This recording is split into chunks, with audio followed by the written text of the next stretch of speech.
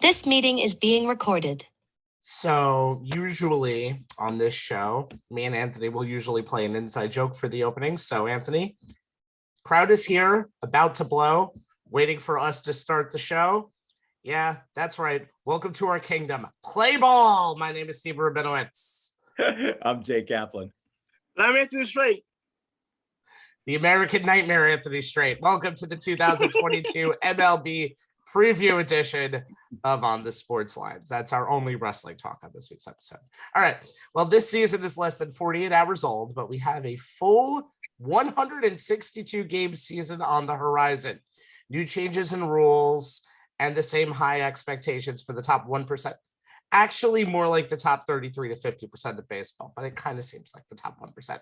We're talking Mets, Yankees, new MLB rules, and predictions that I will surely not be referring to in October when we get to the postseason. So that's all we got this week. It's an MLB preview. All right, let's start with the little team that could, the team that's second-class citizens in New York. No expectations on them in 2022. No. The Mets are our next statement and not the team I'm referring to right now. I'm talking about the little small town team from the Bronx called the New York Yankees. They were 92-70 a year ago and found their dreams dying in what will, of course, be the last one-game wild card playoff game ever, most likely, in Boston. So we're going to talk about a lot of things Yankees, but let me ask my two gents over here, who is the true player to watch in 2022? And you have one game of a sample size, so that'll help out. Let's start with Anthony. Yeah, well, the pitcher to watch for the Yankees is the ace. It's Garrett Cole without question. And you think about go back to his 2021 season. It was a season of peaks and valleys because for the first half of the year, he literally looked like one of the most dominant pitchers in the game. And then he had to battle with COVID. He had the hamstring issues. Still managed to go 16-8 on the year. ERA just above 3, 243 strikeouts, which is just shy of the franchise record for a season. And he finished second in the Cy Young voting behind now Seattle Mariner Robbie Ray. So he had a great season overall, but then you look at the other things that came with it. The issue with the sticky stuff, or spider attack, or whatever you want to call it, and that incident, and kind of a beef with his now current teammates. The guy that Jay's going to talk about in a few minutes, and Josh Donaldson. Spoiler alert. Yeah, and then he had a stretch where when he came back from COVID, he basically gave up just 2 runs over 24, 25 innings in a bit of a stretch. Left the game in last September with hamstring soreness, and that obviously played a factor in the wild card game when he lasted off 2 innings and got shelled immediately by the Boston Red Sox. His opening day start was kind of it was strange because it started with yelling at Billy Crystal for whatever reason with the opening ceremony, delaying it for the game's time from 108 to 112. Come on, starting pitchers are creatures of habit. They've got their day routine time down, and when anything disrupts that, they lose their minds. Yeah, but it's 4 minutes, and on top of that, he gives up 3 runs immediately before he records an hour. Rafael Devers takes him T for a 2-run homer. He did manage to settle down. Got some great help by Donaldson at third base. A couple of times, lasted 4 innings and 68 pitches. Gave up the 3 runs in 4 innings. I don't know. Like I said, the hamstring definitely played a factor in his wild card start last year in October. But the Yankees are going to have to get better out of Garrett Cole. I mean, he's going to have to lead the little stuff like this. Like, I get it. Pitchers are creatures of habit. He has a routine down. But he's got to get beyond that. He's got to be the dominant pitcher the Yankees saw 2/3 of the season before the hamstring issues last year kicked in. And because you think about it like this, he's the guy that the Yankees are paying the big contract to. He's getting $30 million this year. He's got to give the Yankees strong starts every time out, even if it's not his best stuff. It's got to be better than whatever the other opposing pitchers is throwing out there. And when I looked at the start yesterday and the start in the wild card game against Boston, the Red Sox hitters were not afraid to attack him early in the count. I think that's a major concern when they're coming out and being very aggressive early on in the at-bat. Garrett Cole's man had to switch something up, and I don't know if it had to do with maybe going to more of his off-speed stuff early to set up the fastball, whatever the case may be.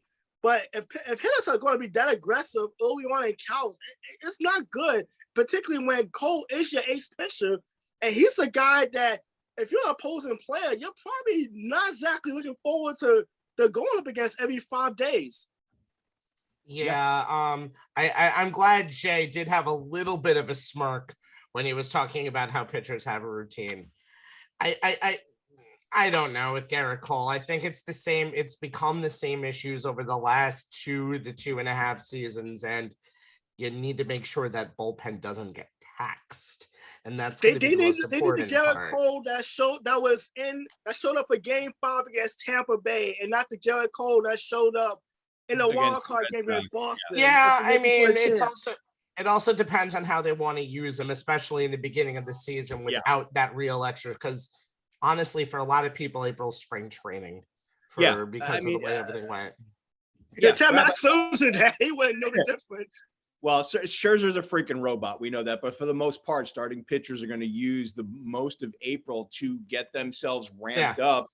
Those innings that they normally get in March, they're going to have to take in April. And I think the only reason that Cole left the game after 4 as opposed to going through 5 is because I know they had a pitch count on him. And the fact that he had a 27 pitch first inning. He had a terrible first inning. It did not help any situation. That first inning, if that pitch count is halved, he probably pitches through the 5th. But I mean, the Yankees have 11 guys in the bullpen. So they're carrying 16 pitches. They have to in that situation. Have to utilize them. Yeah, look, for most of April, and I think this is going to be most teams, you have to go in expecting, if you're lucky, at least the first 2 starts, you're only going to get 4 innings out of your starter. You have to expect your bullpen's going to have to take care of the final 5. For the Yankees yesterday, it was the final 7. All right, let's talk about the other half of that spider attack controversy last year, as referred to with Josh Donaldson.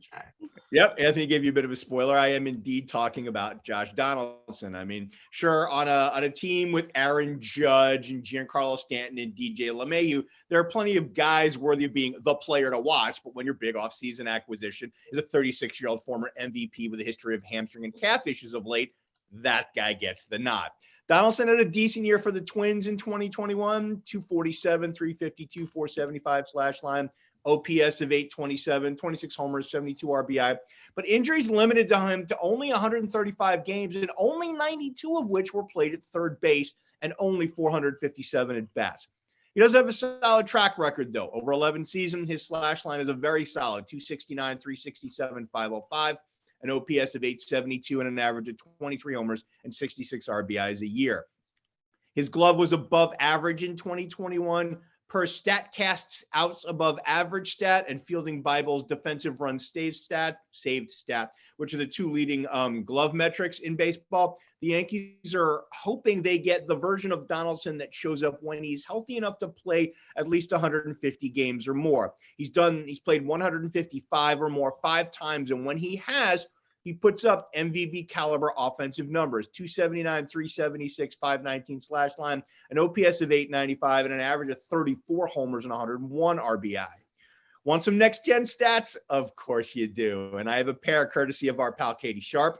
Donaldson was one of 6 players in 2021 to rank in the 94th percentile or better in both hard hit percentage and walks percentage per StatCast. What does that mean? It means when Donaldson hits the ball, he hits it hard, and he has a pretty good batting eye. The other 5 players in that 94th percentile or better: Shohei Ohtani, Ronald Acuna Jr., Yasmani Grandal, Joey Votto, and Juan Soto. I hear those guys can play a little. He also gives the Yankees a leader and a player with some edge to his personality, something GM Brian Cashman said he felt this team was missing last year. Donaldson's the type of player who can just kind of give you a look and you'll get the message. Now, his personality may rub some folks the wrong way, as Anthony alluded to. Manager Aaron Boone had to facilitate a sit-down between Donaldson and staff ace Garrett Cole to clear the air after Donaldson cold call out last season during the spider tax scandal. but it can also stoke the competitive fire of those around him. And the Twins, according to sources, were more worried about Donaldson's injury risk than whether or not he'd be a pain in the ass in the clubhouse. The Yankees should have the same concerns. Donaldson is owed a total of $50 million through 2024, all of which the Yankees will take on when he has a mutual option, per MLB.com.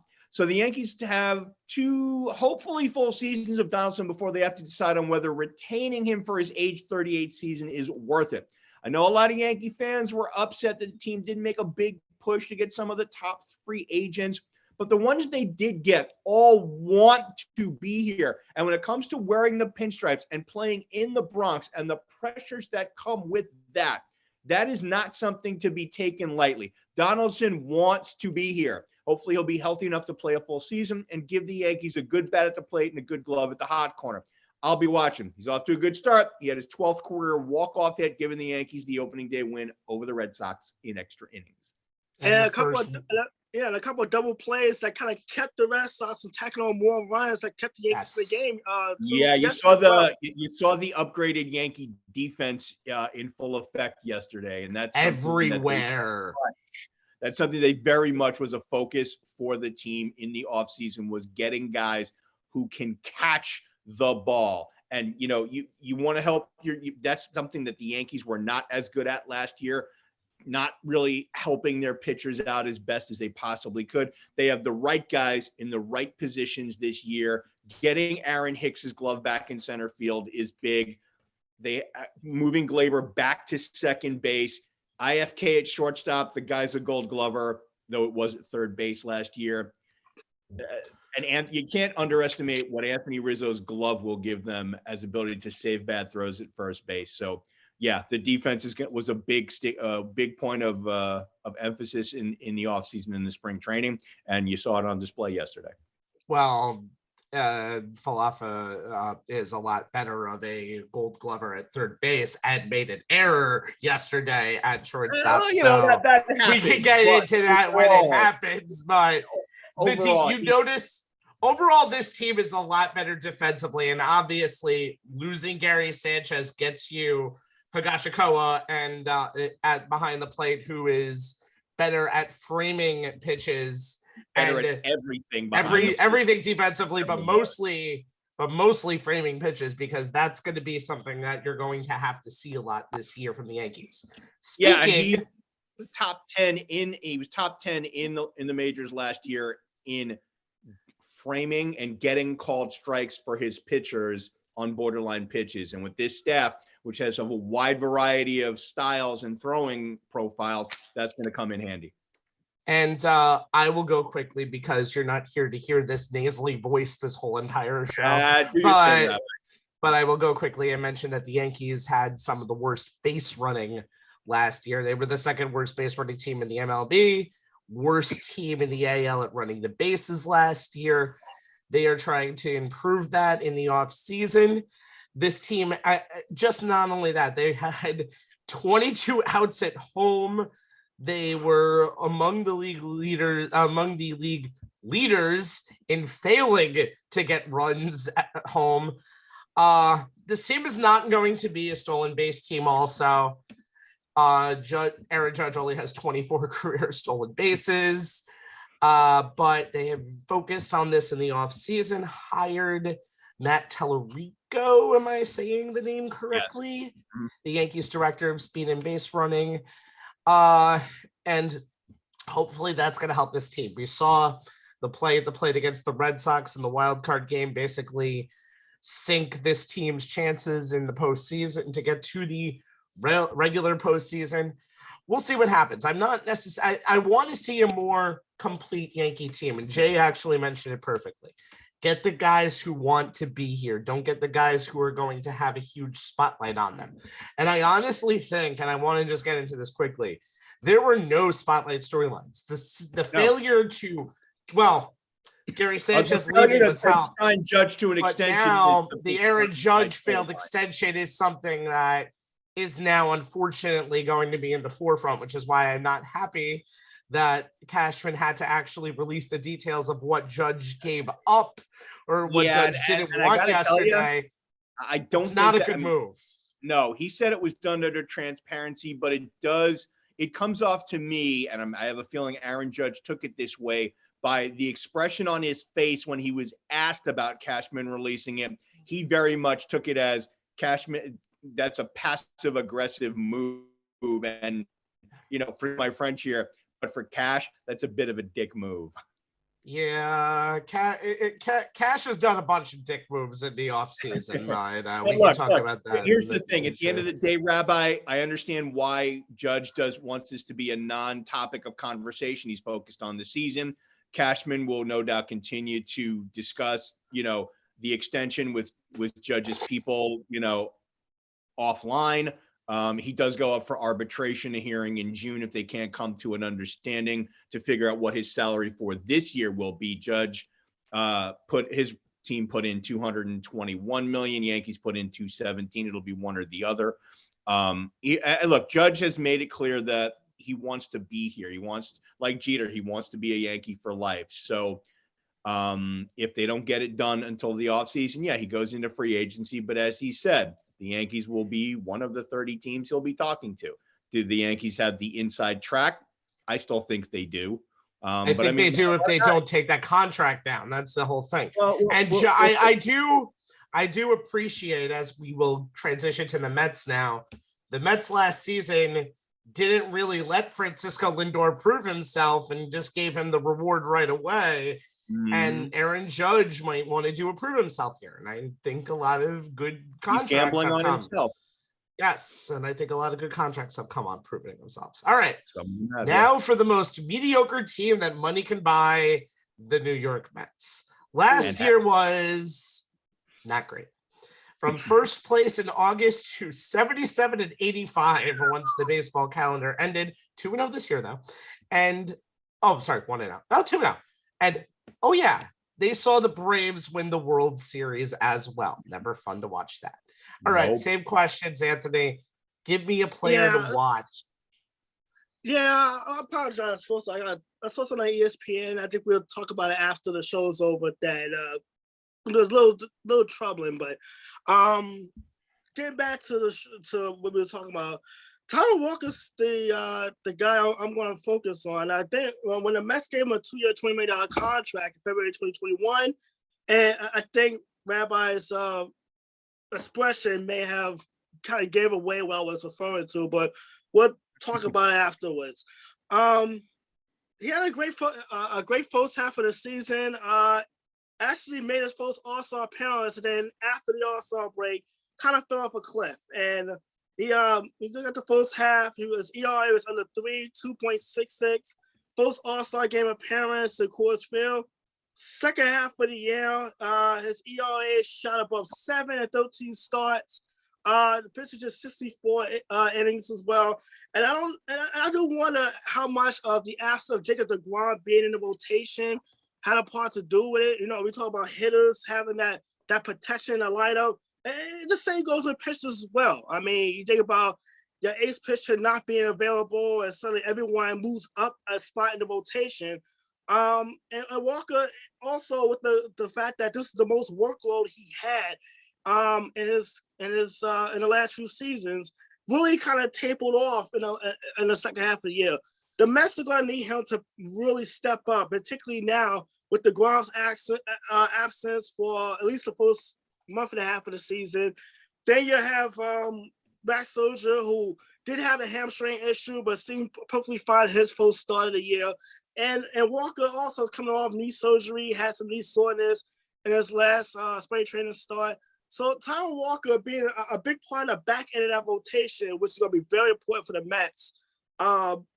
At least through the first couple months of the year with deGrom out, is very important. He's going to have to be the anchor to that back end. We don't know exactly what Carlos Carrasco is going to bring to the table. And that fifth starter, Chris Bassett, coming over from Oakland, should give the Mets some kind of stability on that side. But Tyler Walker being kind of the fourth guy, at least the way the rotation starts out, now he'll be the 3 with deGrom out. He's going to have to be the bridge gap. You're going to have Scherzer being a 1, and I'm assuming, everyone kind of moves up a spot. Carrasco will be the 2, so now making the number 3 guy. they're gonna have to Tyler Walker's gonna have to go back to being the pitcher he was the first half of the year. It starts with his command too. You started to see him lose control of his off-speed pitches, leaving him hanging out on the plate. It's gonna be an issue with him kind of getting some more command. Not necessarily, he's not really a hard thrower, so being able to command his pitches a little better is going to go a big way as far as being the effective pitcher he was before the All-Star break, as opposed to being the guy that was very hittable and just not able to get outs after the All-Star break. Jay, the hitting, on the other hand, has been, I don't know whether it's the beginning of April that the Mets just seem to hit in all spots, but they got every big hit over the last few days. What are you seeing in that lineup as the player to watch? Just like with the Yankees, there are plenty of returning players. Pete Alonso, Francisco Lindor immediately come to mind that would be worthy of being the player to watch. But once again, I'm focusing on the big offseason acquisition, non-pitcher category, who was signed to a 4-year, $78 million deal in November to be the starting right fielder and leadoff hitter, number 2 hitter. And I'm talking about Starling Martay.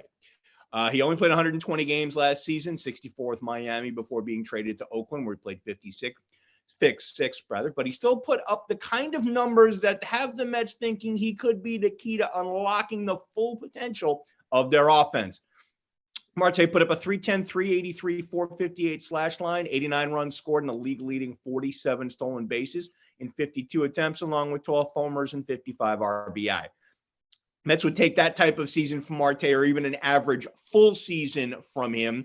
In the 7 years where he's played a full season, he's averaged 136 games played, a 292, 349, 459 slash line with an 808 OPS, 15 homers, 61 RBI, 83 runs scored, 36 steals in 46 attempts. That's a 78.2% success rate. His ability to hit for contact and get on base at the top of the batting order, he hit leadoff in the opener, and he'll likely spend the season either in either of the first 2 spots in the lineup, depending on whether or not Brandon Nimmo's playing. Will be the biggest thing he'll bring to the team, along with that base stealing ability. If you start at the top, the Mets lineup failed to consistently hit for contact last year, finishing tied for 7th worst in batting average, 239, 12th worst in batting average on balls put in play, 291, and on base percentage, 315, among all 30 teams in the majors, according to Fangraphs. Marte put up that 310 batting average. His batting average on balls in play, 372, 3rd highest of his career. Both of those numbers finished in the top 5 among all qualified hitters in the majors.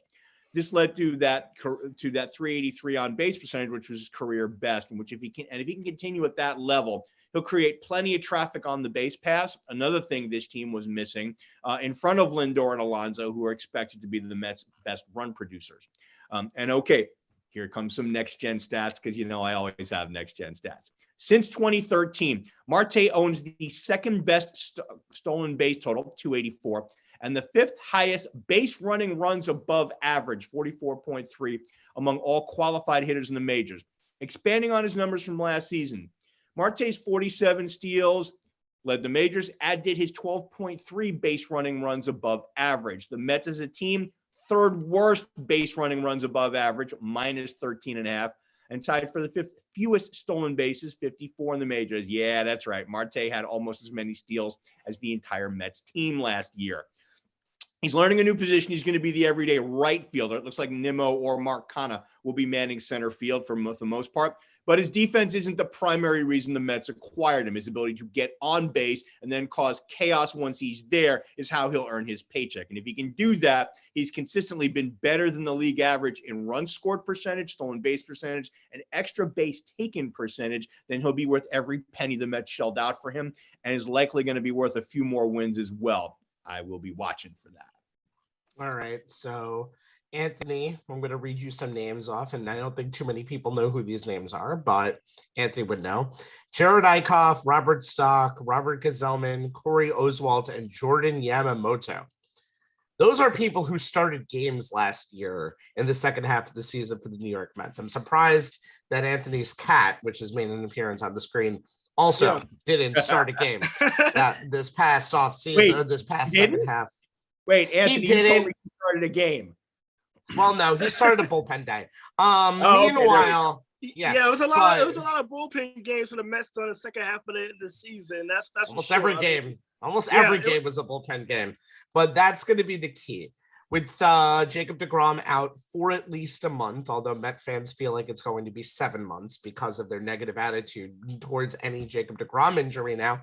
And Scherzer already having a little bit of shoulder issues and not having the greatest start in the world last night. The Mets did win that game, but Scherzer did not pitch his best. You're going to need depth, especially in the first half of the season. So you want to plod along to get to that second half of the season where you can have a healthier Max Scherzer, where you can have a healthier Jacob deGrom, and you can have people who are ready to get those big starts. Obviously, Chris Bassett is the biggest name on the board. He's going to be the number 3 starter during the season. That's the minor off-season acquisition that they got in the pitching rotation. Only lost 4 games last year, had an under 4 ERA. That's the kind of guy you're going to want in the rotation. I'm not sure what the Mets are going to get of Carlos Carrasco. Carrasco barely made it through, did get a spring training start and didn't really do too well. I wouldn't expect him to make the mound until maybe like late April, early May. But if he can do what he's done in the past, he can be a number 4 or 5 guy. Anthony has to be impressed with what Tyler McGill did in the season opener for the New York Mets. In fact, he texted me earlier that day and said, "Oh, at least you have your starter, Garrett Cole, on the mound. We have Tyler McGill." I would have probably taken Tyler McGill because he didn't yell at Billy Crystal in any way, shape, or form during the game. McGill actually played very well and got the team to the 6th inning, kind of what you would want in an opening start. Don't know, David Peterson is also on that team. He's coming off of an injury. You also have Trevor Williams. You're going to need to mix and match your way through this part of the season. And if they can do that, they can get themselves in the heat of the race. And then once you get to the trade deadline, you can kind of see who you need in what position, whether it be pitching or whether it be anything. Teams are going to need huge bullpens and rosters this year. You have to worry about depth just because of the lack of spring training that you got going into the season. And I think this is going to be the key for the Mets, because many years we talked about how the Mets have gotten off to these great starts and then how July and August are hell, or September is hell, or September is meaningless. It seems to be the same old story, and that could be the one way that story can be changed in 2022.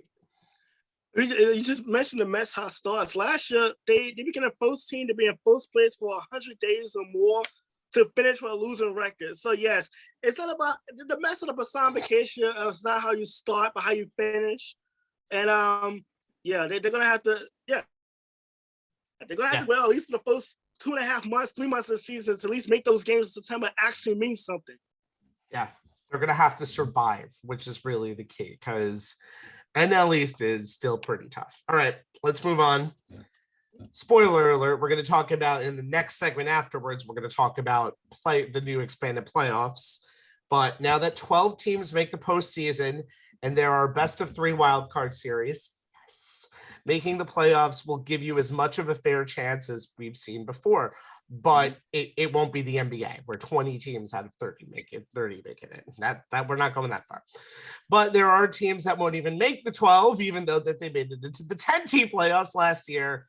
And there are teams that will make the 12-team playoffs that didn't make the 10-team playoffs last year because there's already 2 more spots available. All right, I'm done with that. Yeah. So 2 teams have to be improved. 2 teams have to be improved. That's my job in the show, by the way. All right. 2 teams have to be improved. So, Jay, who is the AL? Anthony, we'll talk about the NL's most improved team in a second. Jay, who has to be the AL's most improved team? You know, there are a couple of teams that had some pretty good off seasons. I mean, you look at the Twins, you look at the Mariners. But the team that intrigues me, not so much for, all the moves they made in the off season, but what a simple return to health of some key guys could do for them. So, I mean, you think about it, and that's the Angels. All of last season, when Shohei Ohtani was putting up video game numbers on the hill and at the dish and giving us SportsCenter wow moments seemingly every day. I wonder how much better they could be if Ohtani had a healthy Mike Trout and a healthy Anthony Rendon behind him in the batting order and in the field. I mean, you think about it. The Angels went 77-85 despite only getting 36 games from Trout and only 56 games from Rendon. Their big offseason acquisition, former Mets starter Noah Syndergaard, is coming off basically 2 seasons lost to Tommy John surgery. Syndergaard said he used his rehab to pinpoint flaws in his mechanics, correct them, and now says his delivery feels much freer and easier. Well, if that's true, then the Angels may get the return of Thor. In 4 full seasons with the Mets, he averaged 28 starts and 172 innings pitched. That's almost 6.2 innings per start, kind of what you're looking for from a front-end starter. A 3.31 ERA, an average record of 12-4. His whip was 1.161. His Ks per 9 was 9.7. He averaged 185 strikeouts a year, topping 200 twice. Strikeout to walk ratio 4.55 to 1. Now, yeah, Syndergaard occasionally struggled with the long ball, as Anthony is painfully aware. But when he keeps the ball in the ballpark, he can be a dominant front-end starter, especially on a team that uses a 6-man rotation to keep stress levels down, and that's because of Ohtani.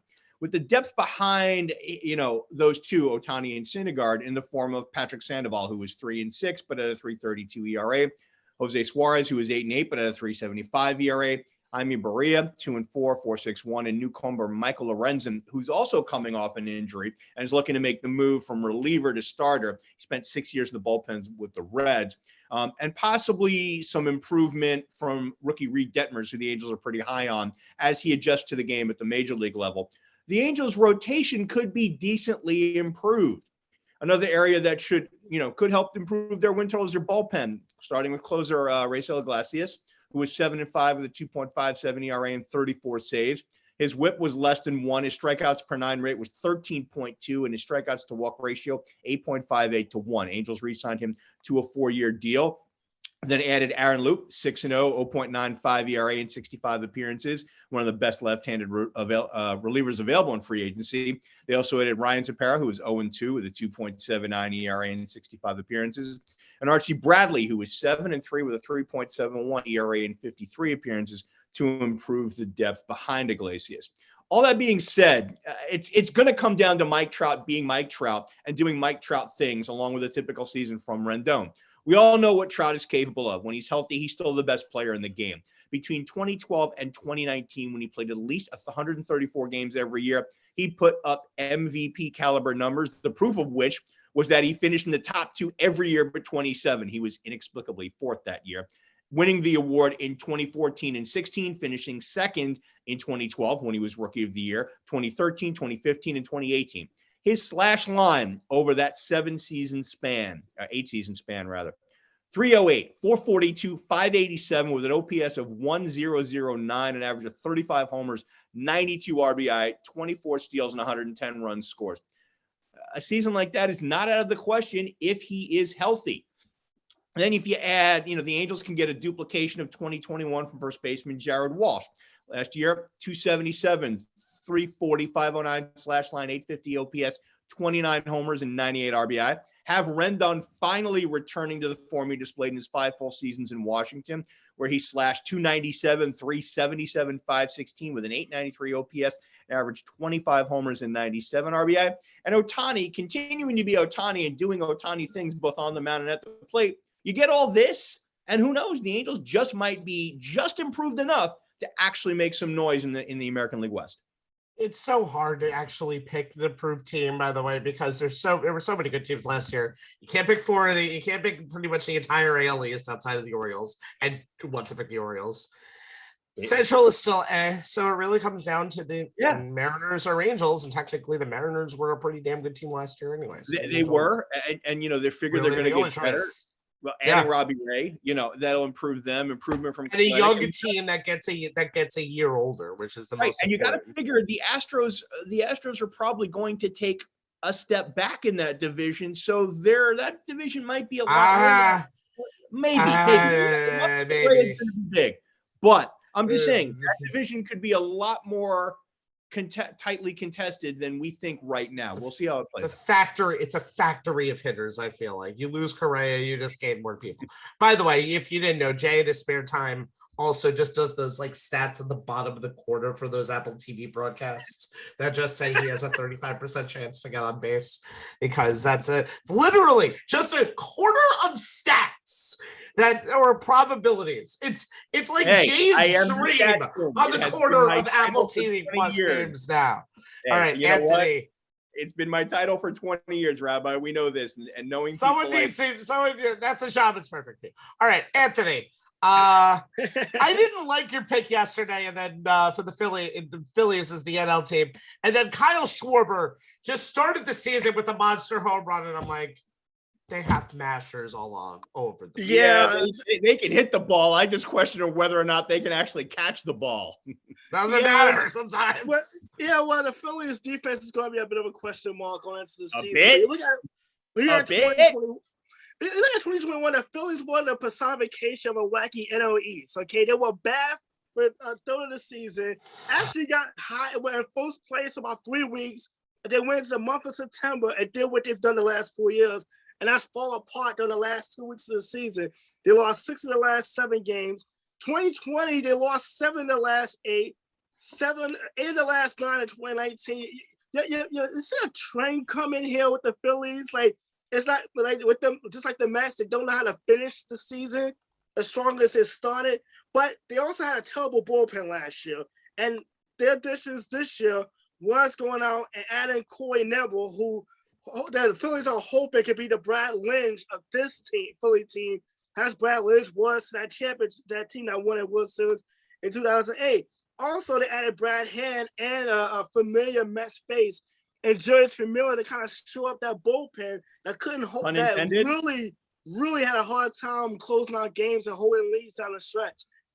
They have Bryce Harper, who became the 15th player to get 100 walks, 100 runs, 40 doubles, and 35 home runs in a season, and winning his second MVP in his career. And also, he took a fastball to the face at 97 miles per hour last April that he survives miraculously. So, I mean, I don't think you can question Bryce Harper's toughness after that happens. But then you look at the lineup that he didn't do it with anybody in that lineup. Now this year, you have the aforementioned Kyle Schwarber leading off. He'll have a healthy Ryan Hawkins and GT Giamoto to probably give him some protection in the lineup. But Nick Castellanos, the all-star that they brought on kind of after the lockout ended, should really give the Phillies a lot of pop in that lineup. We know the Phillies can score some runs. We saw it yesterday in the opening day win against Oakland. Zach Wheeler continues to be the forgotten man in that 2019 free agency among pitchers. That is continued time and time again to be the quality starter that the Mets thought he was going to eventually be coming off Tommy John surgery a few years back. But Aaron Nola is also the guy that the Phillies really need to kind of improve. He really struggled last year, particularly giving up home runs and getting through a lineup the third time around where his pitches and the pitch call became a little more predictable. He needs to be a more of a quality star. If he can get 15 wins, at least anywhere between 13 and 15 wins out of Aaron Nola, that'd be gravy for the Phillies. Because of the expanded postseason, I can see them being one of the wild card teams coming out of the National League.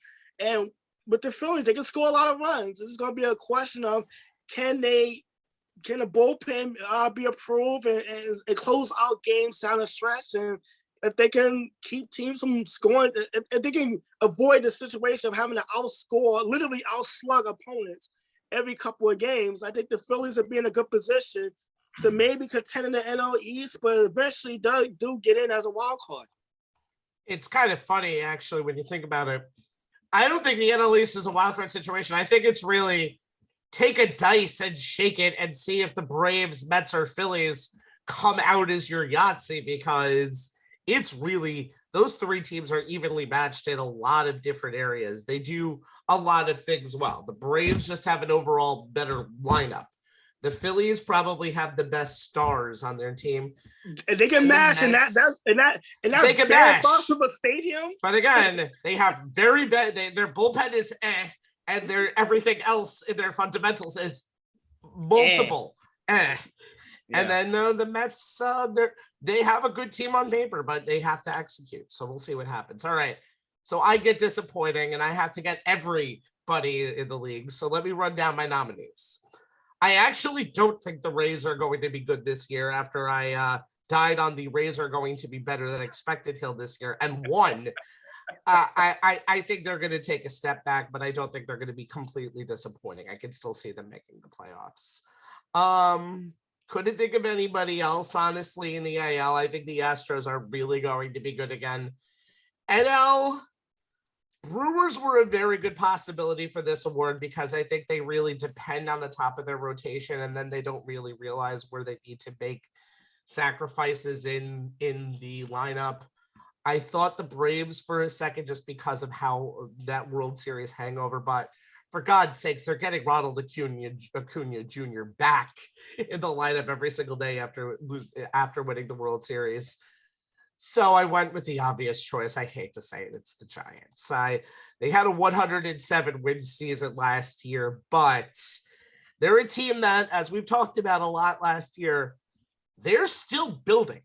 They still are trying to build a dynasty that they don't necessarily have right now.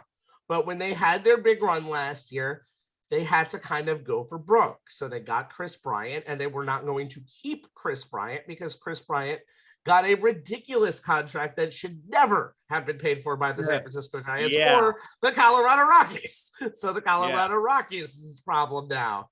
Buster Posey retired, shockingly, finally. Kevin Gausman was allowed to leave. So you bring in Logan Webb. You have Logan Webb hopefully take up the next step. Carlos Rodon and Alex Cobb, you're hoping that they stay healthy. And you didn't really get too many bats to replace all of the people you lost. You got Thero Estrada, Austin Slater, Joey Bart, and the person who you probably didn't know until you researched is now a Giant, and Jock Peterson. I'm sure the Dodgers are really going to love him the first time he comes over there for a game this year. But overall, the Giants kind of made a decision. They're about building for the future. They know exactly what they want and where and how they're going to do it. If it means them dropping down from a 107 win team this year to an 89 or 90 win team this year, keeping their vision alive, possibly getting one of the last playoff wildcard spots, and letting a team who spent $1 billion to try to win now in San Diego pass them, I think they're going to be okay with that. I think San Francisco is heading in the right direction, and they might contend this year, but I think given the odds, this is the most obvious choice for the team that's going to take a step back. All right, moving on. No comment. All right. Now it's time for commissioners. Like you said, I mean, it's tough to gauge. It's kind of, you know, I mean, it's a question of we're looking at teams that made moves or did not make moves in the offseason, teams that are getting guys back healthy or not, and it's tough to kind of gauge that. But, you know, on paper, I can't argue with your choice. They seem the most logical team to take a step back. It does. I think there's other teams that you can go bolder with. Like I said, I'm not a big fan of that Braves pitching staff, and I do think you need a pitching staff to get through the season. But we've seen teams get from point A to point Z by plodding along, which is kind of what I mentioned with the Mets before. And the Braves can do better than that, can do a very good job plodding along to the postseason. We saw it the Nationals in 2019 also. I mean, there was a team that just kind of somehow pieced it all together as the season went along. Mm-hmm. So we'll see what happens. But now it's time for Commissioner Rob Manfred's favorite segment of the show, New Rules. There are some every single year. He hates baseball. We've already determined this. And I swear to God, we're going to see robots in all positions when everything is said and done. All right, let's answer some questions about new rules that we'll see in 2022. Jay. Yeah. You've had this rant probably for years. Take your victory lap. The universal DH is a thing in 2022. Yeah. Hey, Steve Ferguson, Sean Roman, I win. I thought you were going to end with those words and not actually start with those words. Start with it. And for those of you follow the show, you know I've been having this debate with Steve Ferguson and to a lesser extent Sean Roman for 2 decades now about AL versus NL, DH versus pitchers hitting. The debate is finally over. All the talk about the National League being the more strategic league with the use of sacrifice bunts and double switches is now moot. We will no longer have to suffer through absolutely horrific attempts by 99% of the National League pitchers as they attempt to try and put bat on the ball, or managers having to juggle things in order to prevent the 9th spot in the batting order from coming up too soon and forcing them to remove good relievers when they need them the most. Pitchers had a slash line of 110, 150, 142 in 4,829 plate appearances during the 2021 season with only 17 home runs. Getting rid of the gaping hole that is the pitcher spot in a lineup is something that has been long overdue, in my opinion. Yes, some of the strategy that the purists keep going on about, that would be you, Stephen, Sean, will be gone with this change, but wouldn't have to worry about a pitcher killing a rally with their offensive ineptitude. 76 pitchers had 20 or more at-bats in the National League last year. Walker Buehler of the Dodgers led Major League Baseball pitchers with 59 at-bats, and only 18 pitchers had more than 50. This means most National League starters average less than 2 trips to the plate per start, and we all know that National League relievers never step into the box at all. Contrast that with the good old days of 1970, that's pre-DH era for you youngins, when NL starters like Gaylord Perry took the hill 41 times for the Giants and had 220 at-bats. Oh yeah, even with all that time in the box, he still only hit 117 with an OPS of 290. Only 4 pitchers posted an OPS above 600 in 2021. Only 18 were above 400. At any other position, you have an OPS of 600, your butt is riding the pine in the minors. And the math of a 400 OPS should tell you all you need to know about why taking pitchers out of the batter's box has been long overdue. Pitcher goes to the plate 20 times, gets 3 singles, walks twice. That's an OPS of 417. 75% of Major League Baseball pitchers couldn't even manage that. Think about this. For the entire decade of the 2010s, pitchers had a collective OPS of 293. DHs had a collective OPS of 742. If the National League, and it is mostly the National League, pitchers are only likely to get those 2 trips to the plate a game and are going to hit that badly, what is the point? How is that good for the game? And enough already with that tired old argument that there are good hitting pitchers like Madison Bumgarner. The dude had 2 seasons where his batting average was above 250, his slugging percentage was above 460, and he had 9 homers and 245 RBI. His career batting average is 172. His slugging percentage is 292. His OPS, yeah, it's 524, but he's the exception.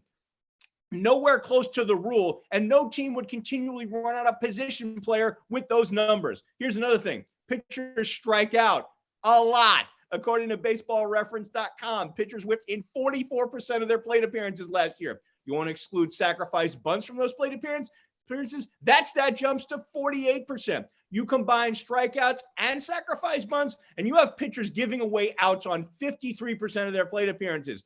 That's more than twice as often as the next group that had the next highest outs per plate appearances at 26%. You want to laugh, guys? That group, designated hitters. How do you like that for irony? The 2022 season is going to mark the 50th anniversary of the DH. Through the first 49 seasons, the AL averaged more runs per game than the National League 47 times. The 2 exceptions, 1974, second year of the DH in the AL, and that was coming at the tail end of an era of ridiculously bad hitting in the junior circuit, and the pandemic-shortened season of 2020 when the National League actually used the DH. It's real simple, guys. DHs, as a rule, hit. Pitchers, as a rule, do not. Having the DH in both leagues will increase offense, which MLB is very keen on.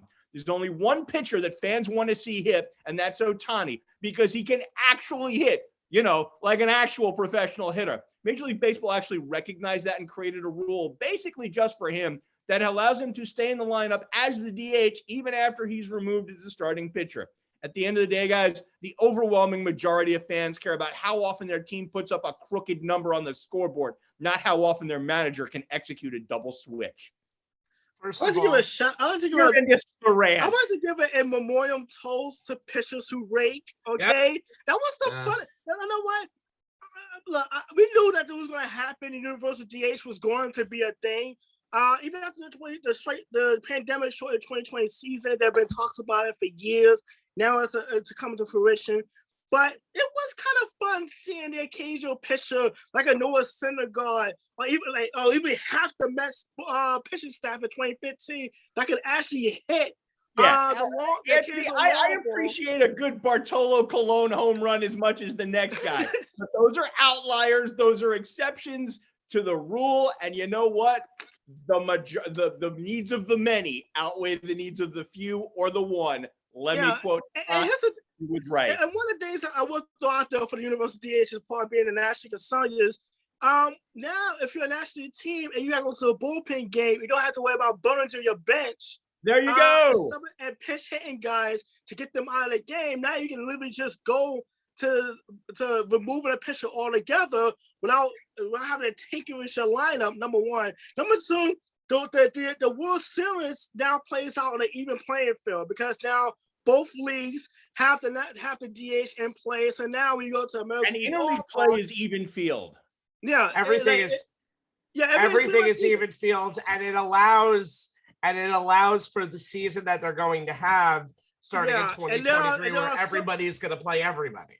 And there are several teams that have defensive efficiencies, like the Phillies or the Mets, even for that matter, who now don't have to worry about defensive strategies because now, okay, we can get a slugger like we can get Dominic Smith for the Mets into the lineup because he doesn't have to play first base. He can be the DH.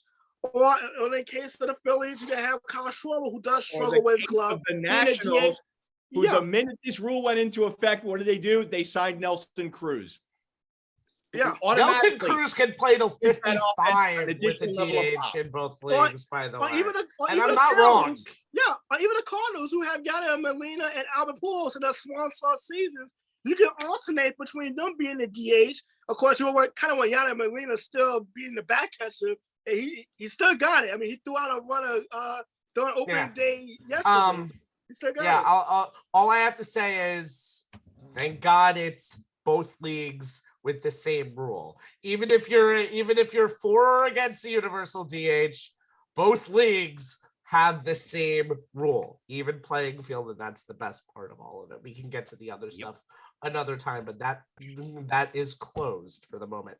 All right, so Anthony, I think that doesn't mean you're right. That just means they agree. But it just means I win. Yeah, you do win, though. Anthony, I think this new playoff format sticks. What's your opinion as the MLB goes into their third new playoff format in 3 years, given pandemic made one different format, but this is the third new playoff format in 3 years? Well, I talked about this a couple of years ago when we was talking about the pandemic season, that one of the things I thought was going to carry over at some point was the wild card round being expanded to at least a best of three. And that's kind of part of this format. Whereas now you have 6 teams in each league that makes the playoffs, 3 division winners, 3 wild card teams, which is kind of now new. We have an extra wild card team in each league. The 2 top division winners get automatic buys into the division series, whereas the other 4 teams are playing wild card best of 3 rounds on our best of 3, which I think is a good thing because I think we all talked about it on the show in years past. That wild card game feels kind of like you're cheating a team out of actually feeling like they're a playoff team because it's one and done. Once you lose, it's over. And we talked about that for a number of years. One of the things you do lose in this format is the idea of a game 163. And now, obviously, some of the best baseball moments have come in game 163.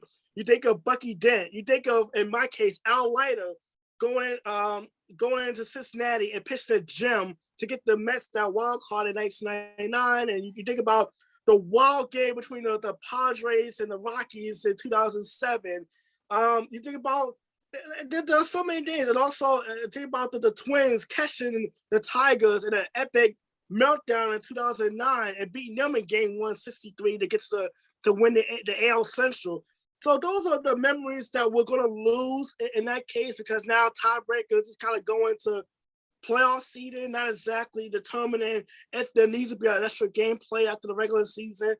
But it's the thing too. Well, number one, money. We all know those are extra playoff games, extra revenue, extra TV dollars. The biggest winner in all this is ESPN, because they get to cover the wild card series for both leagues. But also, you think about this too, is now you no longer have to worry about having to use your ace pitcher for a one-game playoff and then have to plan your rotation after the fact. If you even get out of that wild card round. So there's a gift and a curse to this new playoff format, and the fact that yes, we get more teams. Like last year, the Blue Jays and the Reds under this new format would have been actual playoff teams instead of, in the Blue Jays case, missing the playoffs by one game. In the Reds case, just not being able to catch a red-hot Cardinal team that just seemed like they were on fire and couldn't lose for a month and a half until that wild card game against the Dodgers. But also, and as us bring up the Dodgers, there was a question that if the Giants and Dodgers have the two, like in the case of the Giants and Dodgers, two teams in the same division, the best record overall, would they, be in the top two teams to get buys? This is not the NHL or the NBA. The division winners still matter. The top two division winners still get their buys. The team with the best record not winning the division is the 4. So I like the NBA and the NHL where half the teams get into the playoffs. There was no reseeding also after the wild card round. So the 1 seed always play the winner of the 4-5 and the 3-6 and the 4-5. I don't like that for some strange reason. I do not like that for some strange reason. I don't think it really matters. I don't think it matters in most cases, but as it would be like the National Hockey League where it was reseeding in the old format. But I think this obviously, if you're a baseball purist, you hate everything that comes with change. But in this case, I think it would be good for baseball. I think getting I thought 14 teams would be too much because that is half the league. But 12 teams, kind of like the old NFL format, whereas you still got to win your games. The last month of the season is still important. You still got a scoreboard watch. I think keeping that and keeping the division, winning the division is still important. I think it's the biggest thing in this new format. And the fact that, yes, you want to win your finish up. But winning the division still matters in this format, which I think is the best thing that can happen for Major League Baseball.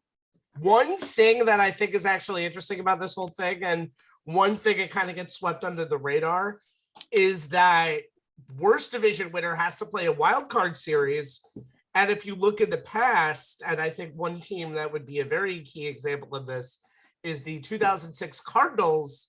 They would have had to go through an extra 3-game series and would have been a little more hampered going into their part of the postseason. The Braves last year would have had to go into an extra 3-game series. So it means, yes, winning your division is huge, but get a top 2 seed and get a bye. And I think that's more important than anything else. Also, love the 3-game format tremendously. Love it. Yeah, and I'll start there with my thoughts on this, because you and I have talked ad nauseum ever since the wild card was introduced. Baseball has always been a game of series, 2-game series, 3-game series, 4-game series. A one and done type of play-in scenario has never appealed to me. So I was never in favor of that. Going, and Anthony, you kind of nailed it. This is more along the lines of an NFL type of playoff scenario, just with series. The fact the wild card round is now a best 2 out of 3, it makes more sense that way. That is more closer to how baseball is done. And the fact that, once you get out of the wild card round, the league championship series are best of 5. The division round is best of 5. Championship series and World Series are best of 7. The other thing that I think that this thing will do, and Anthony, you talked about it kind of makes me laugh that if this was in play last year, all 3 wild cards in the American League would have come out of the AL East. That's how stacked that division was.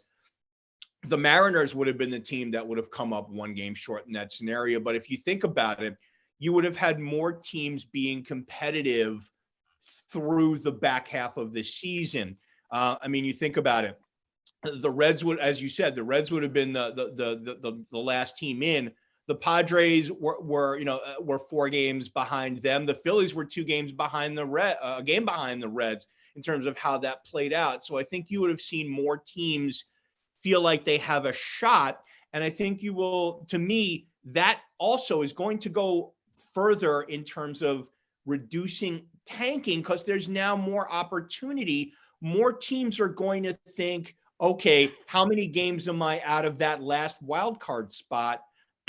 And, whether that may make some teams that would be prone in previous seasons to throwing in the towel and having a fire sale at the trade deadline, to now maybe they either stick with what they got, or maybe they try and make a deal to get one more piece, thinking that'll put them over the hump and get them into that last wild card spot. So when you consider that, reducing tanking and teams not really even playing at all, teams seemingly, wanting to, from opening day, playing for 100 losses because they want the draft picks.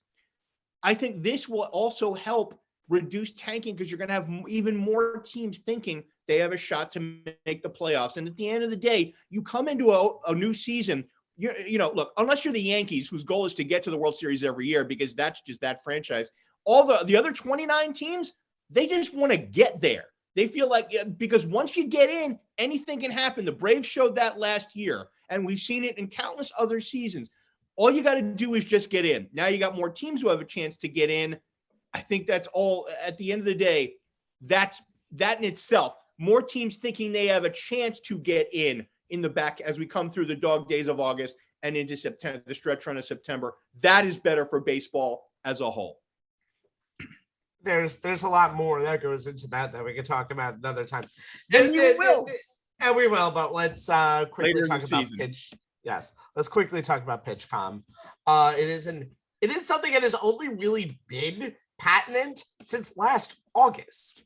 Yeah. So the fact that it's gotten from here to the fact that the Yankees were using it on opening day is very impressive. And it's going to do a few things. A lot of teams like it. If you don't know, it's supposed to be an anti-sign stealing device. It's a transmitter with buttons that the catcher wears on his wrist, and receivers that can be tucked into the hats of pitchers and middle infielders if you want to allow for defensive positioning tweaks, which will change in 2023 with the banning of the shift, but we can get to that in 2023. But altogether, the move does a few things. Number one, it's going to allow some teams to feel more comfortable, and other teams, not all teams have to use it. The Yankees used it yesterday. The Red Sox did not, because a lot of teams are still uncomfortable using it. But the teams that were comfortable using it really, really like it. And I think now there's going to be always the problem of what happens if this breaks down. That's going to be fixed during the season. But again, it's not like the hand signals don't exist. You're going to learn. If you're going to learn one thing, you're going to learn the other. The other thing is executives agree this will improve the pace of play. Games were at an average of 3 hours and 10 minutes last year. That's the longest it's been in a long time. That's way too long. And most importantly, it's going to allow for the prevention of bitching from teams of the you stole my sign, you stole my sign, you stole my sign back and forth, which I am so sick and tired of. Stuff happens. I mean, is this stuff great? No, but you know what? At the end of the day, it comes down to what did you do right and what did you do wrong and how can we improve it? And I think getting rid of little things like this and keeping your signs to yourself is going to be a big advantage.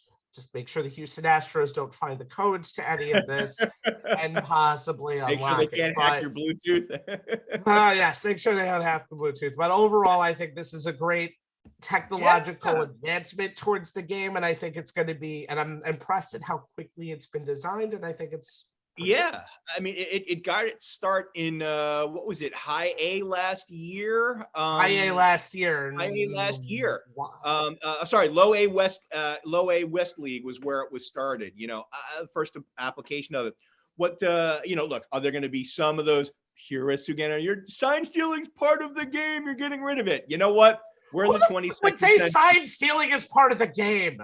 Oh my God! Thank God we don't have two. Like I said, look, personally, considering that there's been way too much of sign stealing scandals going on over the last few years, I welcome this as well, Rabbi.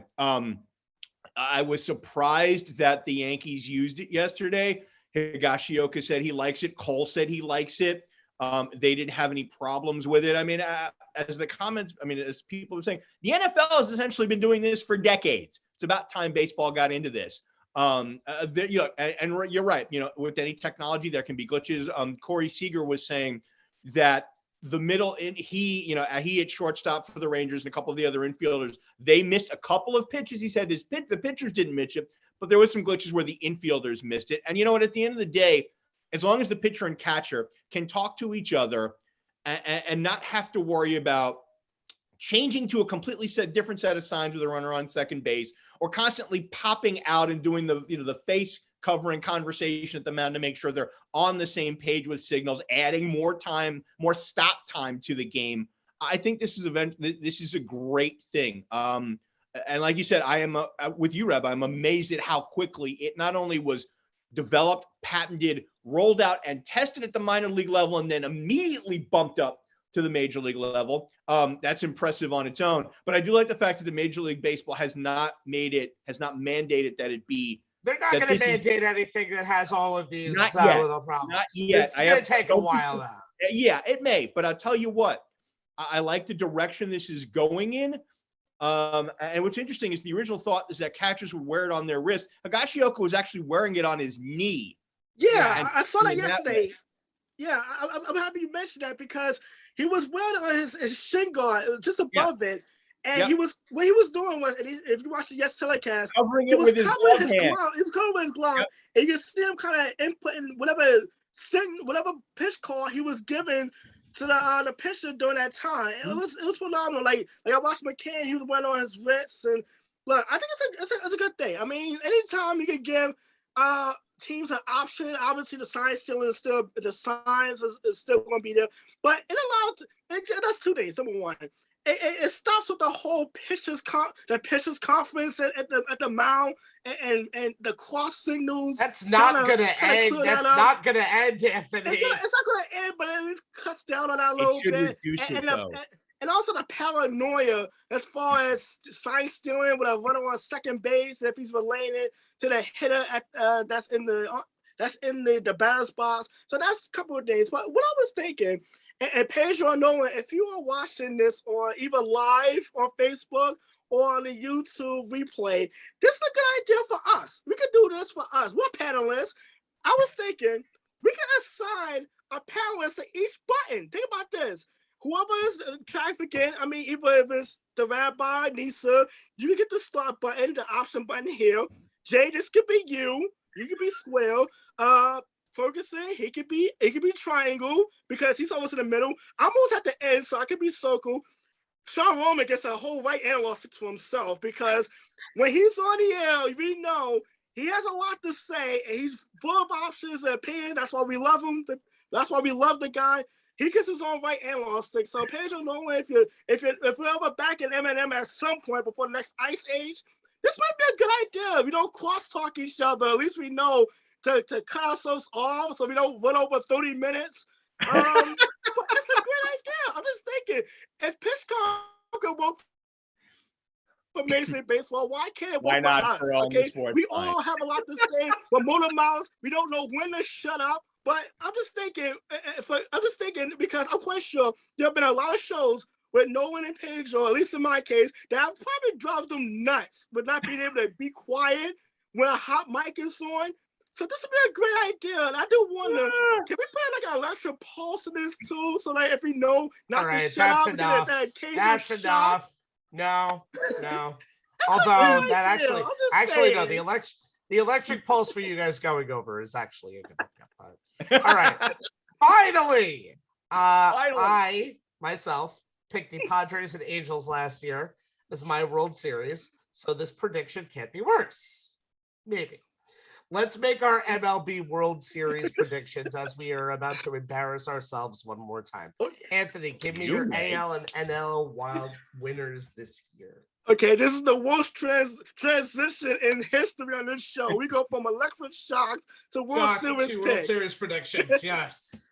Okay. There's no way to really American transition League, that well. There's no transition on this.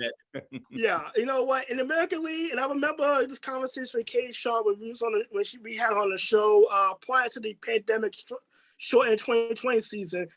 The Toronto Blue Jays is a team that catch my attention because it seems like each year they're getting better and better and they're growing. And did you see the body transformation of Vladimir Guerrero Jr.? I mean, yes. he has slimmed down considerably. He lost 35 pounds in the offseason, and he still got the pop and the lumber.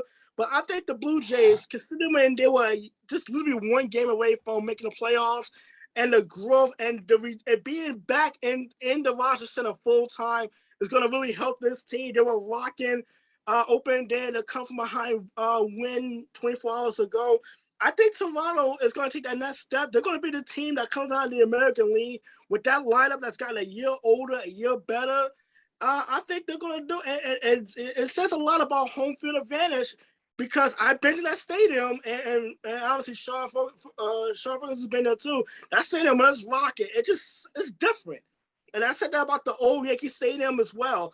In the National League, I got the Atlanta Braves. I just think they won a World Series with no Ronald Acuna Jr., and they actually got better. I mean, you replace Freeman with Olsen, of all things. You're going to get Soroka back. You're going to get Freeman.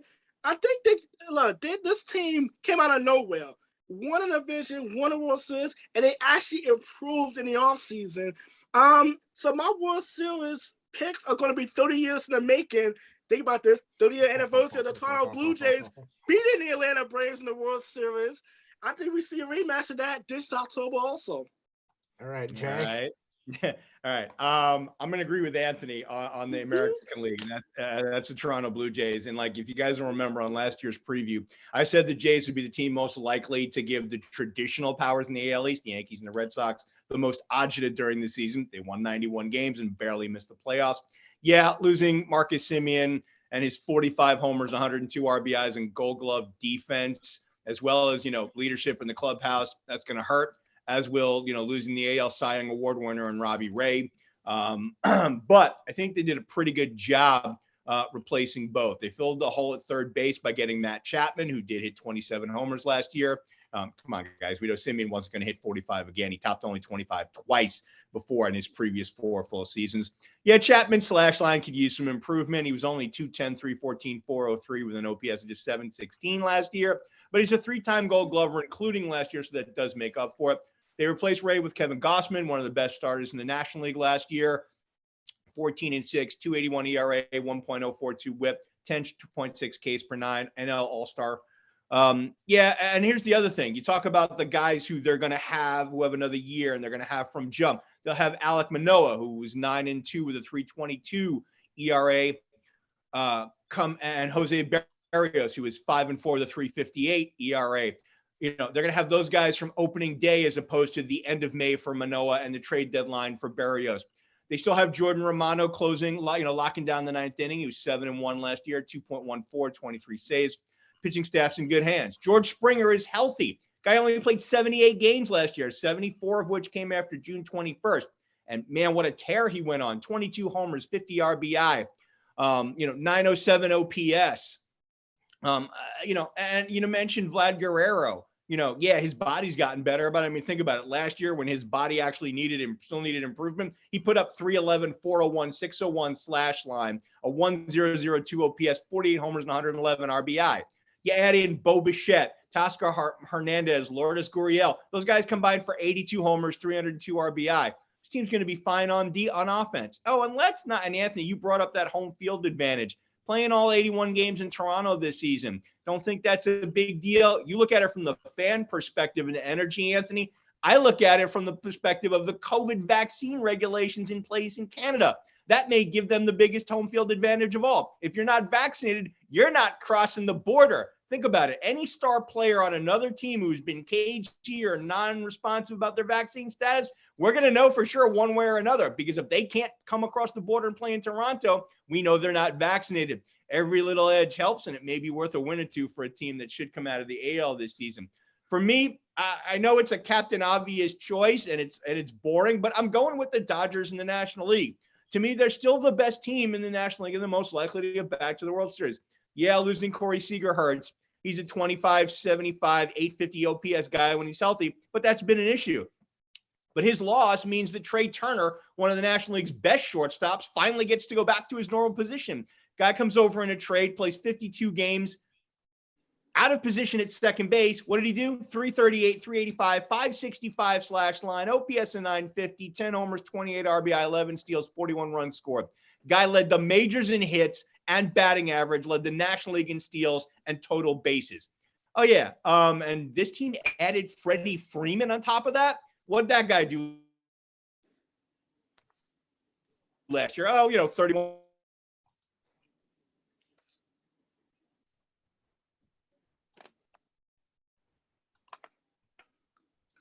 Jay, can we hear you?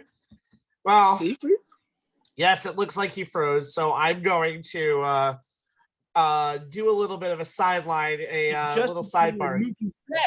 Oh, there he is. Oh, he's there he is. Did you guys lose me? We did for a second, but please don't repeat. That's the last thing you heard me say. Just repeat what you said. We were talking about Freddie Freeman. Okay. Freddie Freeman, yes. So, you put the numbers that guy put up, 300, 393, 503 slash line. He brings a good glove and leadership, and he's going to be surrounded by a power hitting lineup that still has the likes of Will Smith, 25 and 76, Max Muncy, 36 and 94, Justin Turner, 27, 83, and Mookie Betts, who had a down year last year and still hit 23 and 58. All of these guys are still going to get their at-bats because the National League now has the DH. Yeah, they lost closer Kenley Jansen, starter Max Scherzer, and relievers Joe Kelly and Corey Neville. It's going to hurt. And yeah, they traded outfielder A.J. Pollock right before the season. But they re-signed Clayton Kershaw for another deal, another year. They re-upped super utility man Chris Taylor for 4, added depth in the rotation behind Walker Buehler. What did that guy do? 16 and 4, 247 ERA. Julio Urias, who was a 20-game winner with an ERA of under 3. They added to the back end Tyler Anderson, Andrew Heaney, and Danny Duffy. They replaced Jansen with veteran closer Craig Kimbrell, who was lights out with the Cubs, 0.49 ERA in 39 appearances with 23 saves, before struggling when he moved across town to the White Sox. But this is a guy who, among closers with 350 or more career saves, no one has a lower career ERA, 2.18, or struck out batters at a higher rate, 14.7 per 9 than Kimbrell. They added Daniel Hudson as depth to that bullpen, and that to a pen that still has Blake Trinan and Brusdar Graterol. Sure. What's going to happen with Cody Bellinger and, whether Kershaw can stay healthy are going to be storylines to watch. And some can make the case that what the Dodgers lost in the offseason is greater than what they gained. But like I said at the top, guys, this still looks like the best team in the National League, and I think we'll still be saying the same thing come October. Okay. So, I want to make the show as good as possible. So, on our NBA preview show, I was originally going to say Suns Bucks, but then my other two panelists said Bucks, so I swerved towards the Nets. But I originally had Suns Bucks. I'm not lying. No. I'm making for a damn good show. So you know what? I did originally have the Blue Jays as my AL pick, but I'm going to go with the more obvious pick because you two have kind of actually swerved me out a little bit. And I'm going to go with the Houston Astros. Sure, Carlos Correa is now a Minnesota Twin, but you got Justin Verlander back into this heart of this lineup, and he looks really good to start the season, at least from what we've seen. And you have a team that's pretty much on one of their last rides. Jose Altuve is 32, Michael Brantley is 35, Yuri Gurriel is 38, but all of them still don't look the age that they already currently have. And Jeremy Pena almost hit for the cycle in his second game as Correa's successor at shortstop and hit a home run while his mother was being interviewed. So guess what? Nice. I saw that clip. So I think, yes, Anthony showed it to us last night. So I think the Astros, they're a team that has made 3 World Series in 5 years, which is an insane an insane amount. And you know what? I can't go against the way that team is played. Even after all of the crap came smearing towards them last year in their first cheatless season in front of no crowds, in front of a crowd, guess what? They still won the AL anyway. They went through bumps and bruises, and they still won the AL anyway. I originally had them as the best team in the AL, but losing to the Blue Jays, the ALCS. I'm just going to flip that and say that the Astros are going to win. The Dodgers seem like a really good pick, but you know what? The NL has never been predictable, and last year the Braves came out. So I'll go semi off the board and go with the St. Louis Cardinals. That team has a very good lineup that can mash against anybody. And they also have a last rider in Adam Wainwright, who looks like he's 34, even though he's like 40, even though he's 41. You have Jack Flaherty as another pitcher on that team. That team played like the best team in the majors for the last month of last season. And they basically took the Dodgers to the limit in the wild card and only took a Chris Taylor home run for them to get to move on. I wonder, Rabbi, if that series had been best 2 out of 3, how that would have gone. If that series would have been best 2 out of 3, it would have gone back to LA for a game 3, or so it would have been 1-2 if I'm not mistaken. I don't know. That's not a big deal. Either way, it would have been a lot more interesting. It would have been a best of 3. It would have been a third game.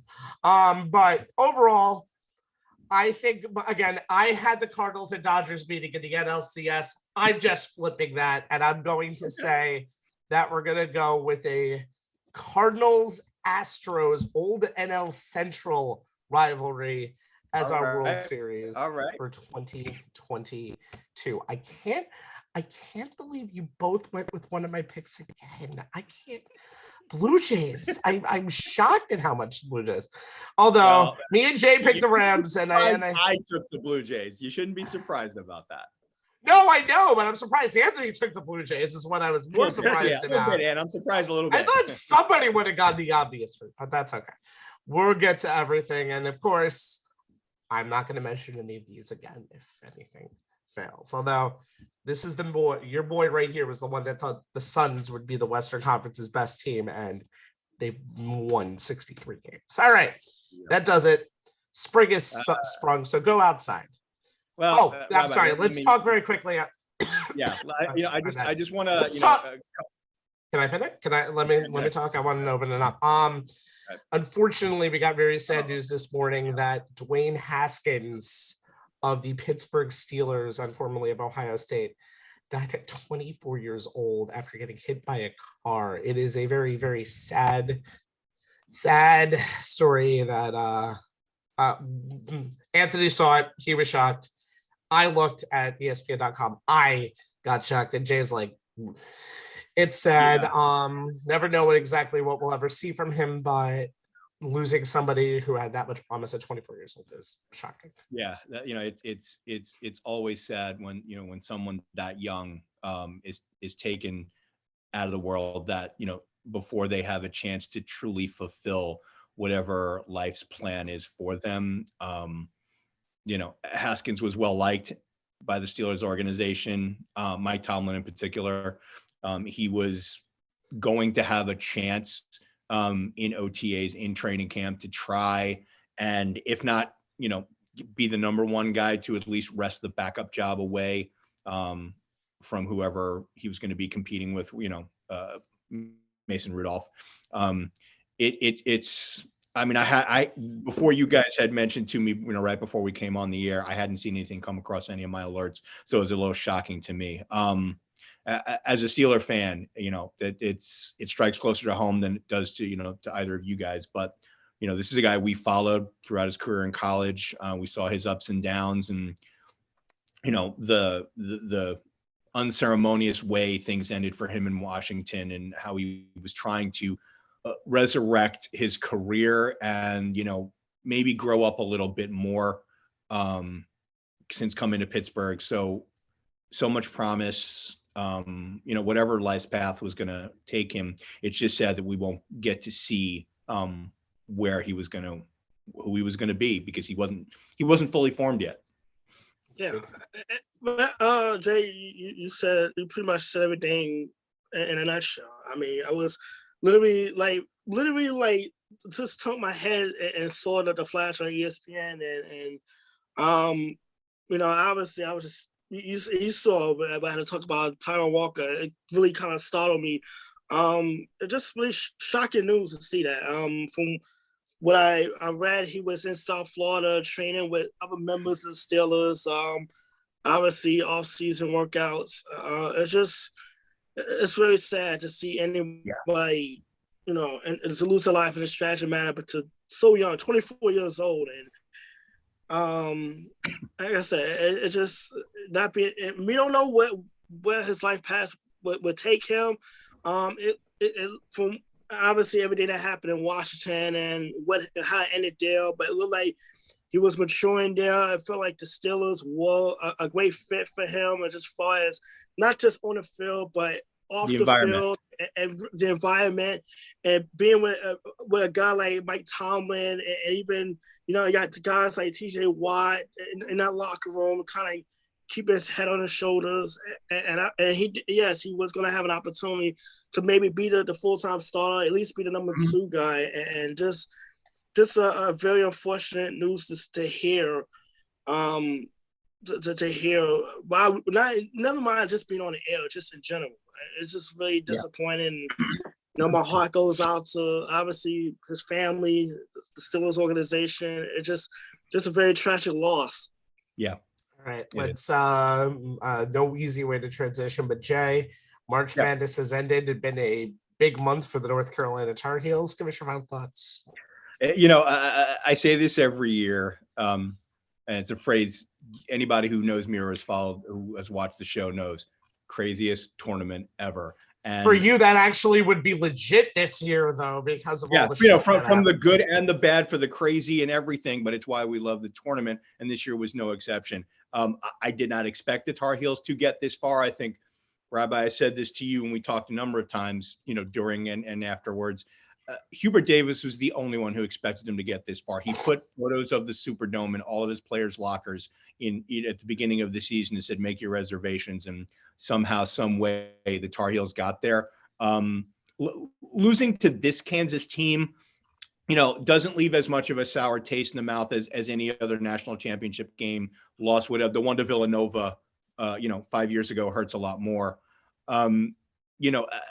For Kansas, so many of the guys that, cut down the nets and lifted the trophy were on that team in 2020. That was arguably the best team in the nation, most likely going to be the number 1 overall seed. And because of COVID, the tournament was canceled and they never got a chance to fulfill what they felt was championship potential. So they get a chance, to kind of right that wrong and get some closure on that season. So I'm happy for those kids. And I'm happy for Bill Self, as much as, the noise that buzzes around Self, you can't detract from the fact the guy's a Hall of Fame coach and did an amazing job with this team this year. But as truly as a North Carolina, and then obviously, the other storyline is Mike Krzyzewski finally at the sun finally sets on an amazing 42-year career as a head coach, one of the best in the nation, turning Duke into the blue blood powerhouse that it is. I will take as much as and something Kenny Smith said during the Final Four is that, when he came to Duke, North Carolina was already a blue blood program, but what Krzyzewski did turning Duke into one, he pushed the Tar Heels to be better. They were up here, then Duke caught them, then Duke passed them like, Duke's here now, we got to catch up. So those schools brought out the best in each other, specifically Krzyzewski and Dean Smith and later Roy Williams. So that brought out the best in those schools. And that was always great for the ACC and for college basketball overall. So coaches, I'm sorry to see you go, but as a Tar Heel fan and all the agony you caused me, I'm glad to see you leave. And the thing that is cyclical for me is North Carolina gave Krzyzewski his very first loss as Duke head coach back in 1980. We gave him his last loss at Cameron Indoor Stadium, and we gave him the last loss of his career. So as much as I hate to lose an NCAA title game, I will take away from the fact that the first time this rivalry meets in the NCAA tournament it's in the final four of Krzyzewski's last year, and we kick him out of the tournament. So rivalry might be over. The rivalry might be. That's the ultimate bragging rights. Hubert Davis and John Shire have ridiculously huge shoes to fill, but it's going to be it'll be fun to watch. Hubert did a damn good job in season 1, though. And how about Roy Williams? He might as well have just worn at least he had his North Carolina hat on him. All right, let's finish this off. YouTube.com/ for Jay Kaplan and Anthony Strait. My name is Steve Rabinowitz. YouTube.com/ the sports lines if you want to watch this show on demand. Facebook.com/ the sports lines if you want to watch the show live, as you might be right now. And our Twitter handle is at ONTH Sports Lines, where you'll get the link to this show. And we also throw up some other interesting tidbits in the world of sports that we think might be worth your time to take a look at.